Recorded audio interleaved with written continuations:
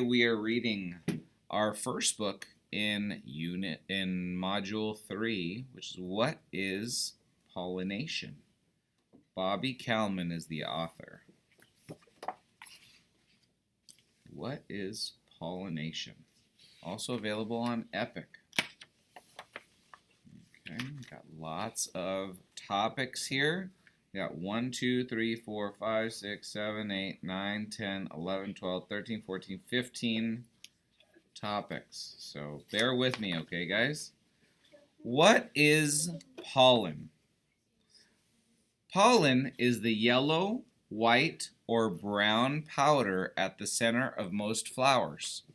Pollen is an important food for bees and other animals. The bee on the left is covered in pollen. Look at that. Bees collect pollen in pollen sacs. They've got a pollen sac right there. An important part of flowers. Pollen is a very important part of many flowers.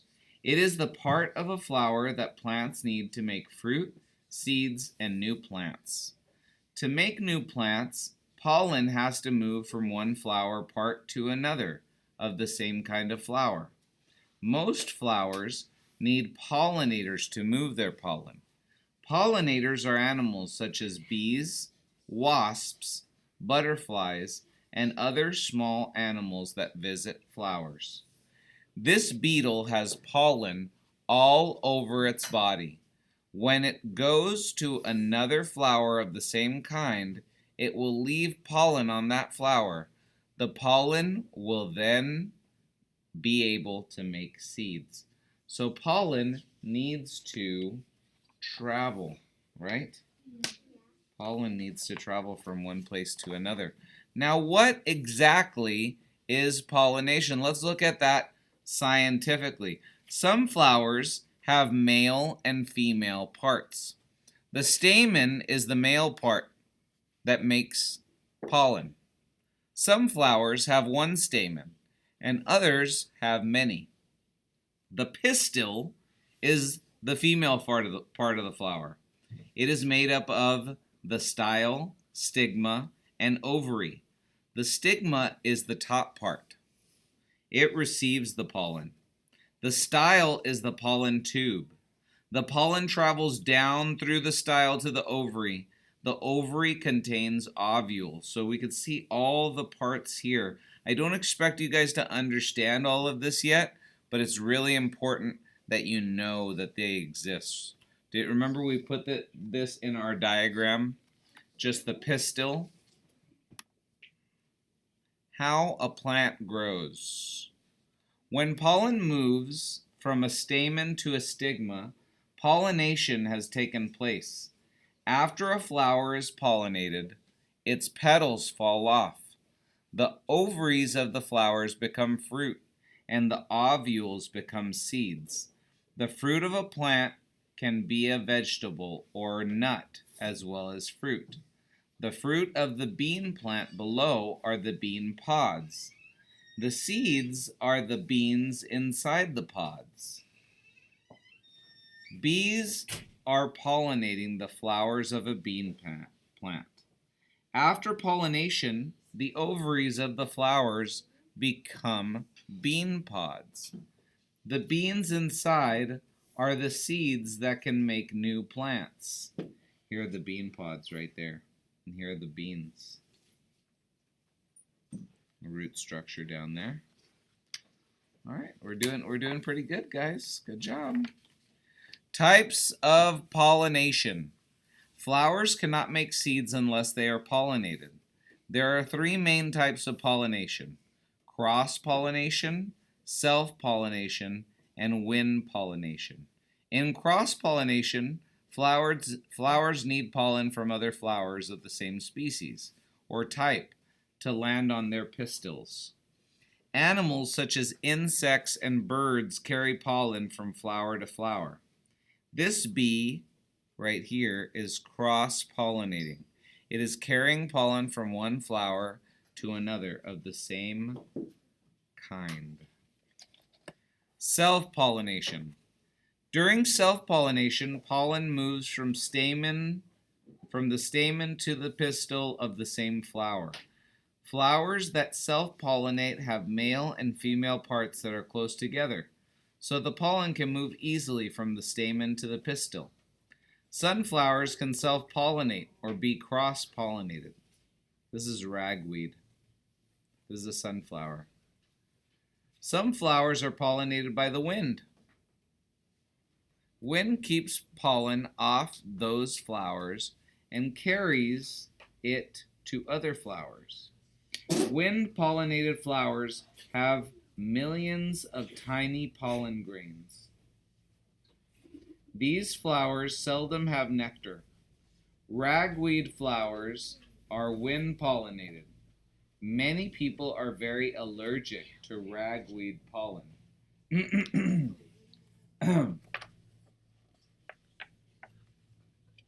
Shapes and colors. Most animals pollinate when they look for nectar. Nectar is a liquid found in many flowers. The bright colors and sweet smell of a flower tells pollinators that the flower contains nectar or pollen for them to eat.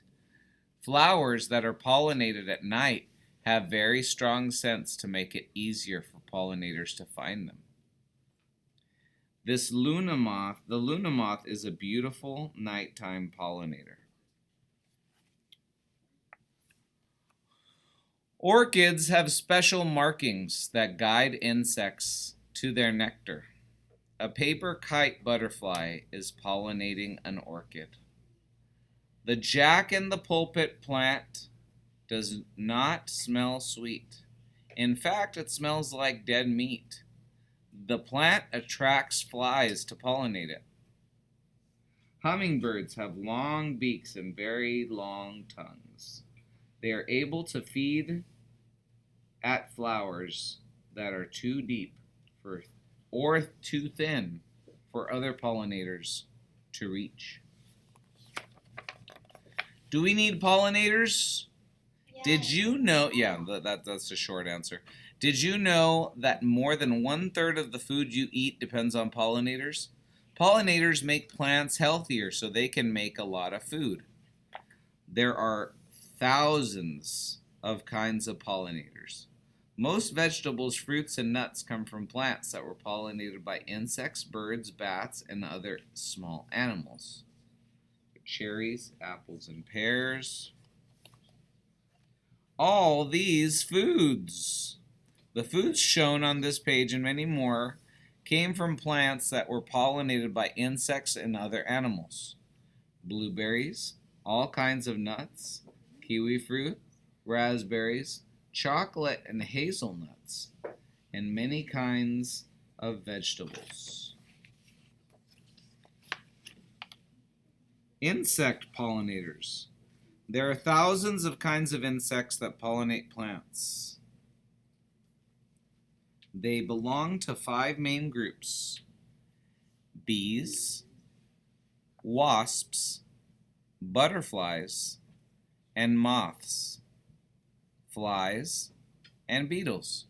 Without these insects, we would not have many of the foods we eat.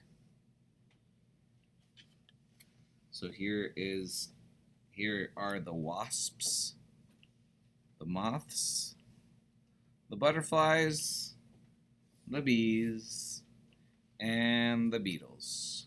It's all about the beetles and the bees. All right, ladies and gentlemen. Let's see here how we're doing. We're going to keep on going. Bees are best.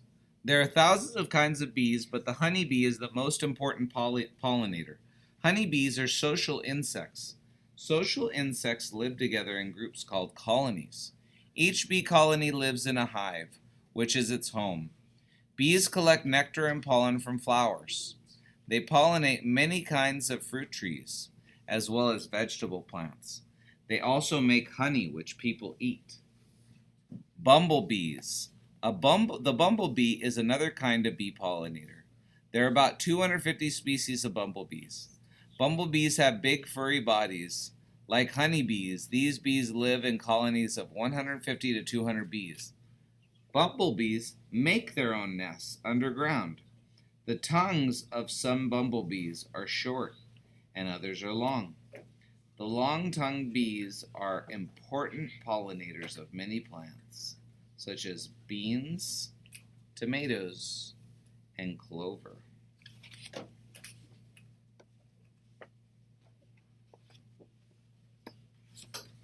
All right. Butterflies and moths. Butterflies and moths have long proboscises, or mouth parts, which can reach the nectar and pollen inside of flowers. Butterflies like bright pink, blue, and purple flowers. Some moths are good pollinators of flowers that bloom at night. They look for pale flowers with strong scents. The hummingbird moth can pollinate flowers that are too thin and deep for other pollinators. Its long proboscis can reach the pollen deep inside them. This butterfly has landed on a pink flower.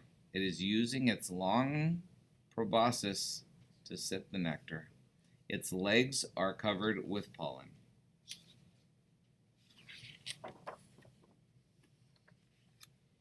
Wasps and flies.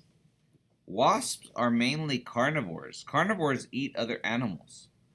Wasps hunt small insects. Many insects live on plants. Wasps visit flowers to look for smaller insects that they can find there. They also drink flower nectar to give them the energy to hunt insects. While they hunt insects, wasps pollinate plants by carrying pollen on their bodies from flower to flower. Wasps also help nature by eating many insects that damage plants. Pretending to sting. Flies are very important pollinators because there are so many of them. The most important fly pollinators are hoverflies and bee flies. But many other flies also visit flowers to feed on nectar. However, the flies have yellow and black stripes, but they are not related to bees or wasps. The flies, which cannot sting, pretend to be stinging insects to keep other animals from eating them. More than halfway through, guys. Bee pollinators. Beetle pollinators. Beetles visit flowers for many reasons. Some eat the pollen and nectar that flowers, and some eat the whole flower. Other beetles feed on smaller insects that visit flowers. Smooth or hairy. Beetles that are smooth are not the best pollinators because pollen slides off their bodies. The best beetle pollinators are those with hairy bodies because the pollen sticks to their hairs as they travel from flower to flower. Ladybugs are beetles that feed on small pests such as aphids. Aphids damage plants. Ladybugs also drink some nectar as they snack to give them energy. Let's get some energy. Let's get some energy here for the end of the book. Okay, guys? Energy. Bird pollinators. There are more than 2,000 kinds of birds around the world that feed on nectar or on insects found in flowers. Birds are important pollinators. In North America, hummingbirds pollinate many kinds of wildflowers, especially those with trumpet shapes. Honey eaters are pollinators in Australia and on many islands in the Pacific Ocean. Honey creepers pollinate wildflowers in Mexico and in South America. When a hummingbird puts its long beak into a flower to drink the water, sticky pollen grains click to its break. Some of the pollen grains are then left at the next flower it visits. Hummingbirds have very good eyes and are attracted to red flowers. Many Australian flowers, such as this red-hot poker, are pollinated by honey eaters. The flower is a kind of lily. Both the red-legged honeycreeper above and the green honeycreeper below have curved bills that reach inside flowers to eat nectar and catch insects. The green honeycreeper likes to eat fruit. These birds live in Mexico, South America, and the Caribbean. Doing great, guys. Doing great. Lizards, bats, and opossums. Animals that hunt insects often pollinate plants. Small lizards visit flowers to find insects to eat. When they visit a flower, pollen sticks to their bodies. Other animal pollinators include fruit bats and honey possums. Both eat nectar and pollen. The honey possum is one of the few mammals that exists that eats mainly nectar and pollen. Its long snout and tongue reach the nectar and pollen inside flowers. Besides eating fruit bats visit flowers in the dark to eat nectar and pollen. I like eating at night, just like your teacher. Pollinators in danger. Pollinators are very important to us. Without them, we would not have fruits, vegetables, honey, nuts, or chocolate. These important animals are disappearing from Earth. When people build in wilderness areas, animals lose their homes and their food. Pesticides and diseases are also killing many pollinators. Pollinating insects, As we lose our pollinating insects, we also lose our food supply. One of the most important pollinators, honeybees, are disappearing, and no one really knows why. Fewer bees. Each year, there are fewer honeybees. The use of pesticides has killed many bees. Bees are also being killed off by two types of mites that have moved into honeybee hives. The bee on the right has mites on its body. The varroa mite attaches itself to a bee and feeds on the fluids from its body. The bee on the right has been treated for mites with powdered sugar. The sugar causes the mites to fall off the bees. Great job, guys. Almost done here. Helping pollinators. The best way to help pollinators is by telling everyone why they are so important to us. Most people may think that bees, wasps, flies, beetles, and moths are pests. You and your friends can design a poster to hang in your school and community to let people know that our food supply demands on these health. Let people know our food supply depends on these helpful animals. What other ways can you help? You can ask your parents to grow native flowers around your home. Pollinators need flowers. Thank you, pollinators. Each time you bite into an apple, a pear, or a vegetable, say a silent thank you. Everybody try it. 1, 2, 3. To the pollinators that made it possible. Count the number of times you say thanks in a day, and you will see how important pollinators are to you and to everyone who eats. Plant a vegetable garden. If you do not have a yard, you can plant vegetables in pots on a balcony. Bees and butterflies will love them, and you will love eating the delicious and healthy fresh foods. All right, ladies and gentlemen, thank you for sitting through that long book. We learned what is a carnivore, what is an herbivore, what is an omnivore. All these we talked about. We talked about pollination. We talked about the bees and why we should be thankful. And that is it for today. We'll see you next time. Read every single day.